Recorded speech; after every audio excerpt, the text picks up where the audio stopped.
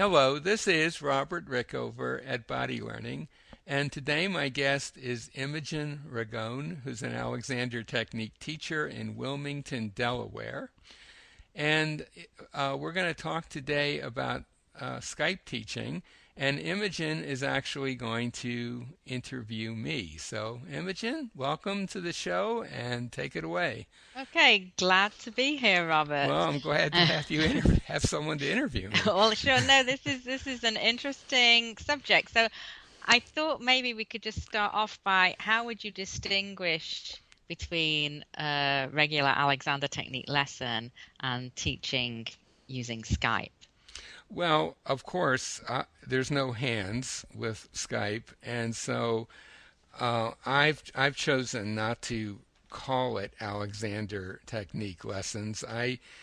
The term I use, and I think other people use similar ones. I call it posture and movement coaching, and I use a combination of three things basically. One is Alexander Technique directions, and specifically freedom directions. And I use some body mapping, which of course is kind of an offshoot of the Alexander Technique. And I also use a process I developed called Up with Gravity, which is a way of utilizing the gravitational field to your advantage, and which can very easily be integrated into Alexander ideas. So I use those three primarily, but I don't use the term Alexander Technique lessons. Okay. Yeah, no, I think that's appropriate. So let's start maybe with a bit of background. I think you started with a bit of distance kind of teaching before even Skype. How did you start off, and then what are the advantages of Skype? Well, I did, but even earlier, many years ago, I ran into, back in the 80s, I Hmm. ran into a woman who was working in Toronto as a nurse. She was from northern England, Okay. your neck of the woods, and she told when she heard that I was teaching this weird thing, Alexander Technique, she said her father had corresponded with Alexander back in the 40s, I believe, and that her father had read his books and was interested, could not get down to London, and asked Alexander for some suggestions, and they had a correspondence over a period of several years. Wow. My sense is that it was maybe every couple of months there'd be a letter going back and forth. And she said he felt he got a lot out of it. And that's kind of all I know. So it's just a Sure. bit of hearsay information, but I that stuck with me. And then later on, when I moved to Lincoln, Nebraska, it became apparent that a lot of my students, because it's a You mean very your students in Toronto? my students here in Oh, Nebraska, okay. in Lincoln, and would some of my students came from areas pretty far away from Lincoln Oh, because okay. there's a lot of rural areas around here, and often be a very long drive. And so I experimented a bit with just doing some telephone consultations, and which seems really weird to look back on it now, but in fact, they were often quite useful. I didn't make a big deal about it, but for people who were already students, it seemed like it might be useful, and it Hmm. turned out to be. And then, of course, a few years ago, Skype video became pretty decent quality, and I began experimenting with that. And my first reaction was, "Wow, this is just a gigantic improvement." You could Mm. actually see the person you were working with. They could see you. You could demonstrate things, and so on. And so I'd say for the last 3 or 4 years, I've been using Skype, and a lot more just in the last year or so. Okay. So that's how it's worked out for So me. you've been coaching using Skype for about 4 years, you'd say? I Yeah. think about 4 years, and um, most of the people who almost all the people are people who live somewhere where there's no teacher. A lot of them are outside the U.S., particularly Southeast Asia, Hmm. Croatia for some reason, sort of obscure places, northern Canada, um, and recently more in the U.S. But the typical pattern is someone cannot find a teacher in their area, and they look to this as a possible alternative. Okay. And so how do you have to prepare, I guess, both for you and the student in terms of technical equipment and Mm. perhaps also the space, that you're in to be doing the session? Well, I teach up until a few days ago. I've, Mhm. I've been teaching in a little office just off of my main studio using a desktop, but I just got a laptop a few days ago. I do. It is very helpful if the person you're working with has a laptop of some sort, so that they can easily change the position of it. They can set it so that you could see them close up and further away doing activities like walking or Mhm. yoga or that sort of thing. So with a laptop, um, they can set. I can they if they have a laptop, I can see them doing a variety of activities.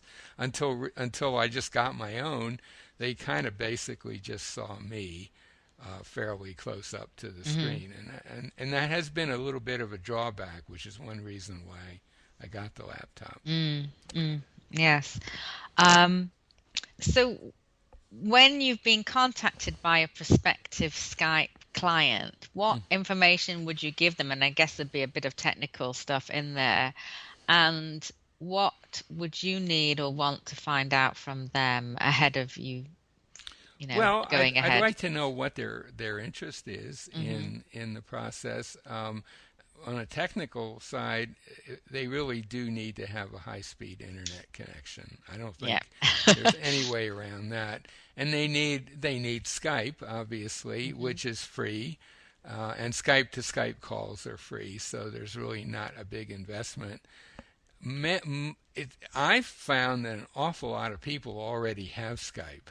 Oh, yeah. And certainly, the people I've worked with in Asia, for example, they not only have Skype, but they have super fast speeds, and they use it all the time for face-to-face Hmm. communication.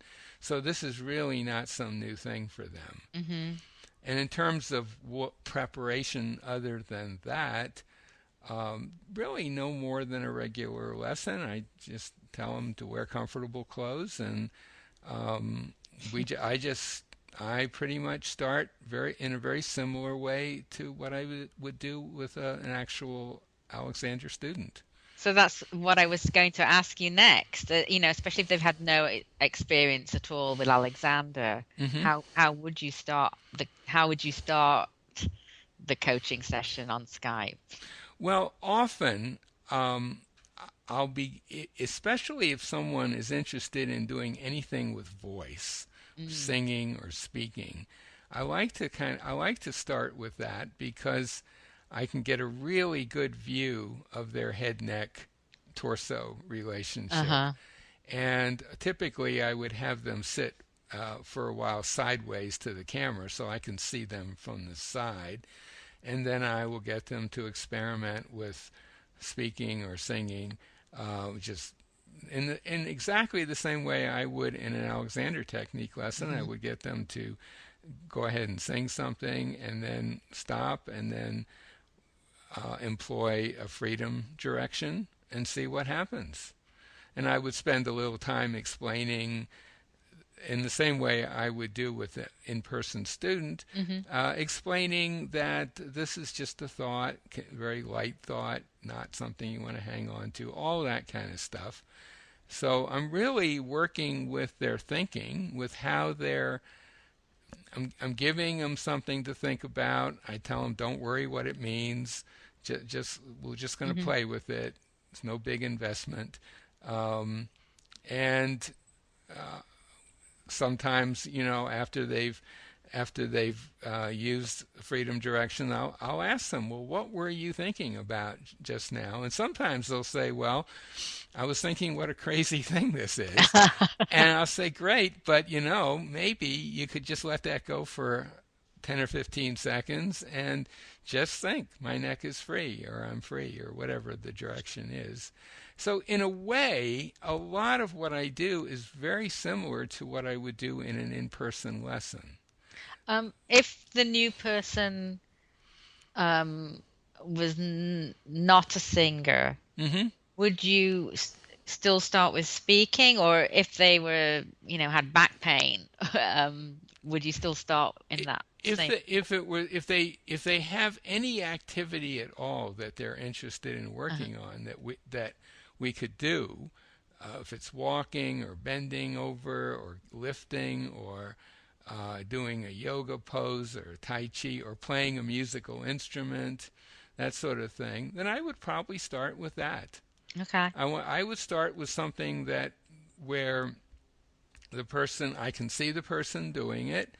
I have a pretty I can pretty easily, I think most Alexander teachers could pretty easily Hmm. see the kinds of patterns that people manage to creep in to Hmm. to playing or whatever, and I would work right from that. I would not Certainly I would not probably start with getting in and out of a chair, although there's no reason you couldn't.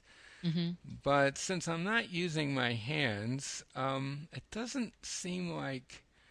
it just doesn't seem to me to be the way to go for me anyway. Hmm. I should also say that in addition to the things I mentioned earlier, I introduced them to constructive rest pretty early on, Sure, and get them to start doing that on their own. Now, if someone had had quite a bit of lessons, but for some reason wasn't able to get to an in-person, a Hmm. teacher in person, and so wanted some Skype coaching, would would there be anything a little different about how you'd start off, or what you'd want to find out, or tell them about this approach? Not in any fundamental way. The main difference might be that if someone's already had lessons and they're used to certain directions, Mm, then I would say let's just explore using these freedom directions. mm-hmm.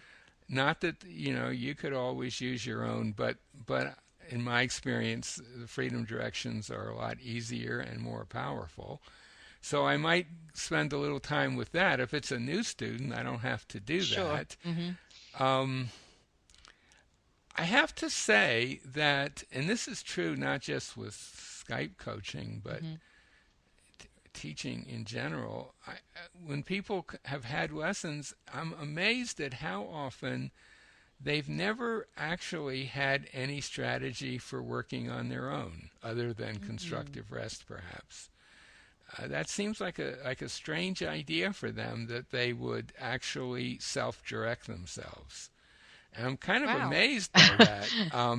But it does come up surprisingly often, and so it's a new thing to introduce to students. I think a lot of students are used to just going to lessons and you know getting some nice hands-on direction and feeling better and coming back for more. Hmm.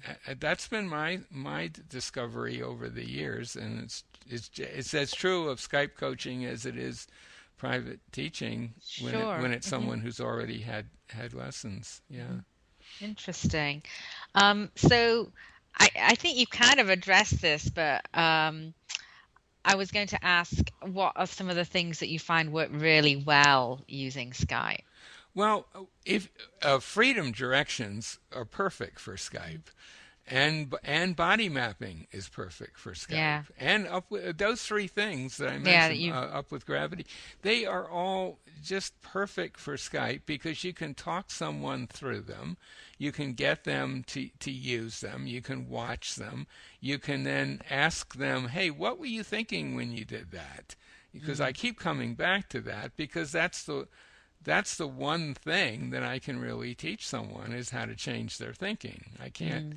directly change stuff with my hands, obviously. Mm-hmm. And really, all of that is pretty similar to what might happen in a lesson. And one thing that I found, especially lately, is that my own uh, one-on-one and group teaching has been influenced by Skype. Oh, It's gone in that direction. I teach interesting. a regular evening workshop every couple of weeks, and I remember about a month ago, I taught the last of one series, and I went through the whole. At the end of the class, I realized I had hardly touched anybody, and Hmm. yet everyone was right there and present and clearly learning from it. So, Int- yeah. yeah, it's interesting. I've found that with group teaching and my individual lessons that that's made an influence on. It kind of sounds like a similar Well, thing. we do have that quote from Yeah. Mr. Alexander, where says that he uses his hands as little as possible. He's moved towards using his hands less and less, and I that kind of gets to one of the huge advantages of Skype coaching over an in-person Alexander lesson. There's obviously disadvantages, but the big advantage is that it's absolutely clear to the student, or the not student, the person I'm coaching and myself, Hmm. that they're going to have to do the work. Yeah. It's Yeah. There's no getting around that. And what I found is that most people accept that and embrace it. They Well, don't I don't yeah. see them a week later saying, well, I just didn't have time to do anything or whatever. They usually actually have spent quite a bit of time directing, experimenting with the things that we've talked about. Hmm. And that's more so than my private students. Yeah, that's interesting. Yeah. So what things don't work so well? Um, or what would you avoid, um, maybe, doing using Skype? Well, I'm not sure. I can't think of anything that I avoid doing, um, really. I can't think of anything. Okay.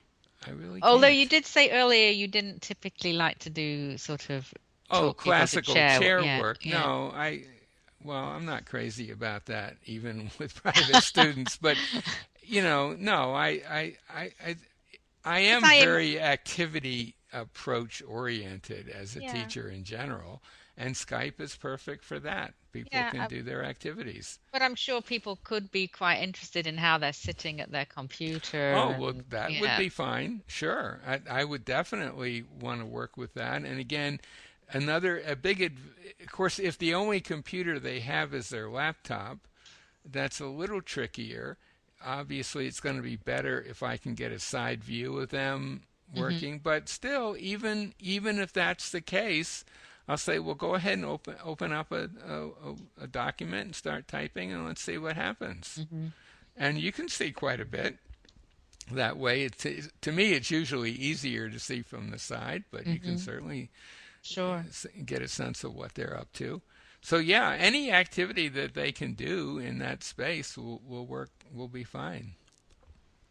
Great. Yeah, And so do you give, I mean, it sounds like you do give homework or things for them to, absolutely. yeah. I even well with Alexander lessons, I do that, and with Skype coaching Hmm. sessions, it's very rare for anyone to have had a first lesson with me without a couple of directions to work on and specific ways of testing those directions so Mm-hmm. that they can test for themselves that those directions are useful, and at some point when they don't need to test anymore, then they can stop testing. But Hmm. I I'm very big on people experimenting on themselves on their own. Absolutely. Yeah. And so now, come to a more practical matter. How do you handle payment for these long distance Almost clients? everyone uses PayPal. Um, Occasionally, people will send me checks, but most of my Skype clients are overseas. And if you're dealing, well, I mean, you don't want to start getting checks in foreign No. currency if you're in the U.S. because the transactions cost way over Yeah. cover way more than the check is worth. Hmm. So PayPal is the simplest way to go. Hmm. I think there are other payment options, Sure. and they Uh, don't even have to have a PayPal account. I have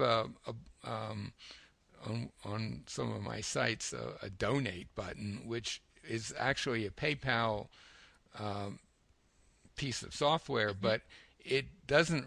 You could use an ordinary credit card with it. You Yeah, don't even have to absolutely. have a PayPal account. Right. So really, anyone that has a credit card or a PayPal account can Uh, can pay. and do you require the payment before or after? No, I just at the end of the lesson, I don't ask them to pay in advance. I have to say I've Okay, never had interesting. anyone not pay, but Okay. I guess it could happen. I'm just thinking, it's a little different from someone who comes into your own Well, I office or mean, the only studio. reason I can imagine someone might not pay if they found it so useless that they didn't want to come back. And in Hmm. that case, I don't really feel bad about it because they didn't get anything out of it. But I've never had that happen. So, um, Very good. yeah. Um, so, any advice for other Alexander teachers who would like to explore coaching students via Skype? Well, I think one thing that I should say in preface to that is some Hmm. teachers listening to this might be kind of shocked that we're even talking about using Skype because, of course, there is no hands-on component. And I think to a certain extent, one's attitude towards using Skype is a little bit connected with whether you tend to think as a teacher that Alexander teaching procedures are more important than Alexander principles or the other way around. And there are people in the procedures camp, very explicitly in the procedures camp, where they will say that there are certain things that make the Alexander technique unique and important, and one of them is the teacher's use of their hands. That is a crucial component of Alexander technique teaching. Obviously, that doesn't happen with Skype, and that's one reason why I don't call it Alexander technique teaching. But if, on the other hand, if you're a teacher and you believe that the principles are really the key thing, then really all of those principles, in my experience, can be conveyed quite adequately in most cases with Skype. I think the main exceptions might be if someone is so bound up in themselves that even with some creative self experimentation that I get them to do, Hmm. they can't sense anything, then, well, maybe, the best thing for that person, if they could, would be to find a teacher and actually put some hands on them to Hmm. give them the experience. That happens very rarely, but it's not impossible. Sure. So, and then in terms of if you are intrigued by this, I would suggest, first of all, getting yourself set up with Skype, obviously, and then perhaps experimenting with some people some friends or even some of your own students. You could say, I'm just looking into this. How would you like a free Skype lesson or two, not lesson, session, while we experiment? I'm going to experiment with it. Or someone contacts you from somewhere else and there's no teacher, you could say, well, how about we try this and see how you like it? Do some experimenting. Or maybe even team up with another Alexander teacher and just explore some ways of using Skype. Or another option, I suppose, if you're a teacher who's interested, is schedule a Skype session with someone who's already doing it. Right. Okay. I've done that a few times. Actually, I Hmm. did that with you, You did. It was and very interesting. I did that. I've done that a couple of other teachers recently. Yeah, interesting and useful, I should say. Well, Yeah, I definitely learned something. so I would say be open to it. Um, I I do think that as Skype becomes technologically better, because it is constantly improving, I think this is something that's probably going to grow over time, because if you think about it, it it means your potential client base is what how many billions of people are there?